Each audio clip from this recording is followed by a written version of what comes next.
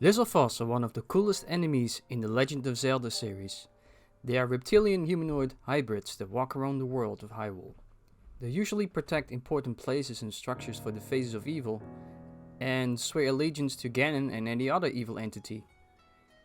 They are higher ranked soldiers or knights having all kinds of tribal-like armor, wooden to iron shields, maces and spears, and protective shielding gauntlets that can absorb heavy damage, breathe fire, and can even use magic. These devastating creatures are not to be messed with, and they are really fun to fight against. They are also evolved through the ages, from just being knights with armor to elemental enemies. Now my question for these enemies has always been, why do they choose the side of evil? We haven't seen any reasons why they act like they do.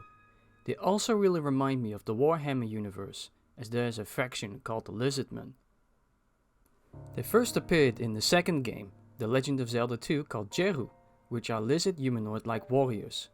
Now you could argue that they aren't Lizalfos, they strongly look like them, but it could easily have been the first concept of these creatures, and back then, not a whole lot about the lore was really thought about till its sequels. They fight around with maces and shields and are pretty strong to fight against. According to sources, they can be found around the valleys of East Hyrule, or the Valley of Death. What is interesting here though, is that there are three colors of Jeru: blue, red and orange, with orange being the strongest version that can be found on Maze Island guarding a cave. This Jerry for some reason kidnapped a boy from the village of Darunia, and it's up to Link to save this boy. What is weird though, is that it is never really explained why this boy was kidnapped by the creature, or maybe it was supposed to be explained, but it never was. To me, this was the start of something that we all might just have completely ignored. To me, this creature was supposed to create a new Jeru by turning the child into one within the maze. In Ocarina of Time, we get the very first and actual looking lizard humanoid creature called the Lizalfos. These creatures are now in 3D and act like some sort of mini-boss. They guard the Dodongo's cavern, and later on in the game, they show up a couple of times as common enemies. They aren't really hard to deal with, but I always loved fighting them. They wear armor of iron and have a spiked-like shoulder pad. They fight with an iron sword or dagger depending how you see it. Now, these enemies appeared in the game, and yet never explained why. They're just there to fight against with no afterthought about it. Why they swear allegiance to evil is beyond me right now, so we have to continue on with the other versions of this special enemy. There are also Dynavals, which are much stronger creatures and look more like dinosaurs than Lizalfos, so I will not include those in this video.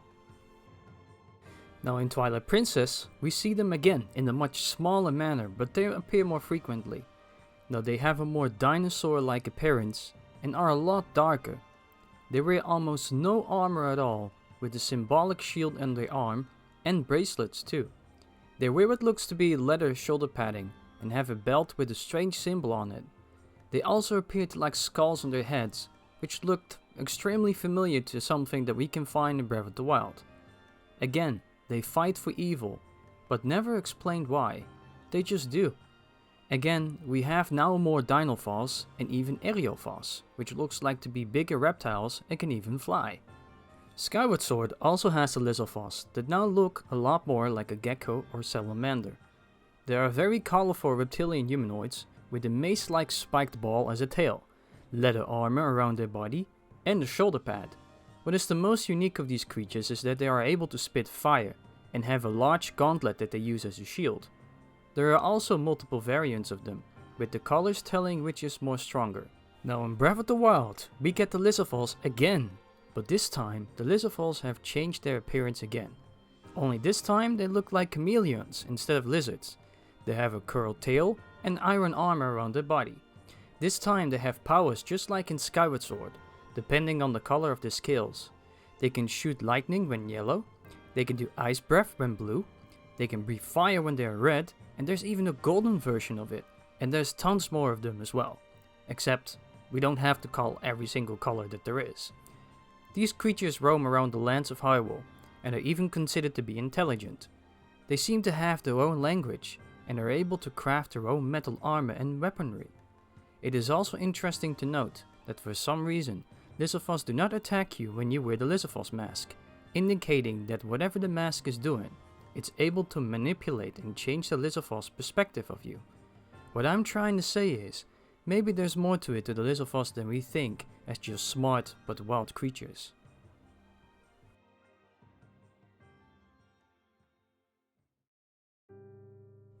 Now in Hylian grammar, the word Phos is a suffix added to a name of a humanoid monster with human-like characteristics. We have no idea what the origins of these creatures are, unless we start looking at what I described throughout the video. The whole reason why I wanted to talk about these creatures is that I have a theory based upon them, revolving the Zonai. I know this subject has been discussed a lot, but I wanted to show you guys my idea of who they used to be, as I might have figured it out. Long ago, there was a tribe called the Zonai, which is a pun of the word Nazo, which is Japanese for mystery or puzzle. They lived in the depths of the Faron woods, within the heart of the Faron grasslands. These beings were said to have magical abilities as well, but suddenly for no reason at all, they vanished without a trace. Their crest, that looks like a swirl, can be found across Hyrule, and over time, it has become so dominant that even though the tribe has been long gone, its transformed version has been found throughout the games, and I mean everywhere. I have tons of pictures and footage of this symbol, and since Skyward Sword, this symbol has now become the most important symbol within the lore of the series, and in my opinion, this symbol means time, which could explain why it is literally everywhere, and it is special to every single cultural creature of the Zelda series. The Kokiri Symbol is a swirl-like symbol, and the Kokiri came from the forest, which is now Faron Woods, which is also the homeland of the Zonai. The Breath of the Wild 2 trailer showed the swirl hanging above the corpse of Ganondorf, and this swirl was also green in color. The swirl can also be found everywhere in Skyward Sword, and the time portal of Skyward Sword once opened shows a swirl. In Skyward Sword, once fighting against the imprisoned, shows a large swirl battlefield. The swirl can be found on top of the robot's head. In Majora's Mask, which is not even happening in the real world, but something else entirely that I might talk about in a future video, it appears painted extremely large in your face on the walls of the secret shrine, but in the original, it's not there at all, which is very suspicious, and I have the feeling that this has been done on purpose by Nintendo, for the games to connect. The Zonai also built large structures that seem to have connections to the Triforce, as 3 symbolic creatures can be found surrounding these structures. And around their homeland, the Zonai ruins, statues of a dragon can be found almost everywhere. These 3 creatures are the boar, the dragon, and the owl. The dragon is the symbol of water and courage, and the Skyward Sword spring of courage is within their empire. We have the boar of power, or fire, and the owl of wisdom, or wind. Whoever they were, they had a very large impact on the lands and creatures of Hyrule. Now many of thousands of years later, the area has been changed into the habitat of monsters, and the history of it is forgotten. Or perhaps it's not at all. After exploring the ruins, I noticed a lot about the structures that had certain features. The first thing that came to my mind was the owl statue. We all know the owl has been referenced many times throughout the games, with Gapora the most annoying of all. But then, something odd struck me while looking at the owl statue. It reminded me a lot of something that I think a lot of people have seemed to have missed. The owl's head happened to look exactly like the helmet or head of Vati the Wind Sorcerer from the Minish Cap manga. I saw it instantly the moment I saw the statue. This combined with the statue being wind is not exactly far-fetched, as Vati was the second dark entity after Skyward Sword in the game, the Minish Cap. His element was wind, and there was concept art of the Minish that was shown from Breath of the Wild. This could mean that Vati is being represented here instead of Zelda, and that these barbarians knew about him. The Zonai also happens to like the dark a lot, which could be another indicator to their magical past, as they came in contact with the Minish that come back every 100 years that are bringing light to the world, and the barbarians fought over this light, as they played a sword fighting match just like the ancient hero once did, to become the hero again and wear the barbarian arm of legend. The second statue in the area, the boar, resembles the powerful fighter, the one that can only be described as Ganon, the bearer of the Triforce of Power. It doesn't make a whole lot of sense if they were around Skyward Sword, as Ganon wasn't even reincarnated yet, unless through time they started to identify themselves with the darkness and power. The barbarian armor happens to give the wearer strength, which is exactly what a fighter is looking for. But a fighter cannot fight well if he is scared, and there we have the third statue, the statue of the dragon, the one that has been worshipped the most. The one animal that the Zonai look up to, and the one that comes closer to a mighty hero of legend. Now why exactly is it a dragon?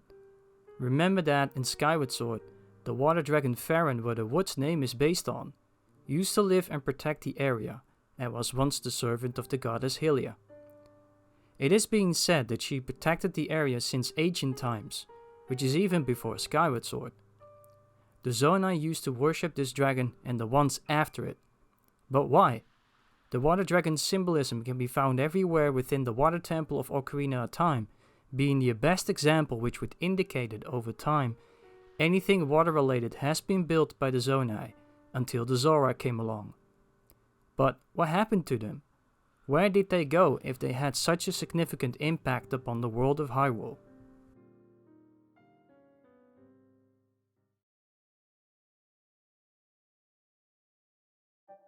The answer is that they never left the world to begin with, but instead have reshaped themselves with nature.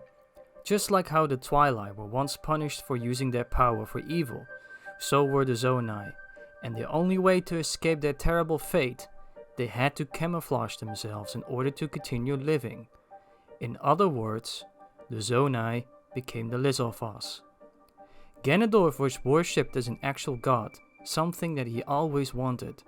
However, he did not want to hurt his people. Instead of giving in to the power of Ganon, he instead revoked it. This eventually took a large toll on him, to the point of the Zonai not knowing what to do with the heroic and warrior king that they looked upon to. The only way to stop Ganon from rising was to hide him within the large pyramid, the Pyramid of Power. They built the pyramid with large stones, called luminous stones. If Ganon was ever to return, the world would become dark again. And even though the Zonai would love to embrace the darkness, they knew that they too would eventually be eaten and devoured by the darkness. This led them to make a very tough decision. They wrote the story of the heroic king onto the walls outside the ruins, in case someone would find his tomb in the future, to warn them to never allow Ganondorf to rise up again. Little did they know that they caused more destruction than ever before, as the leaked malice eventually created Calamity Ganon. Thank you all for watching, and I hope you enjoyed the video. Like and subscribe, and I will see you in the next video.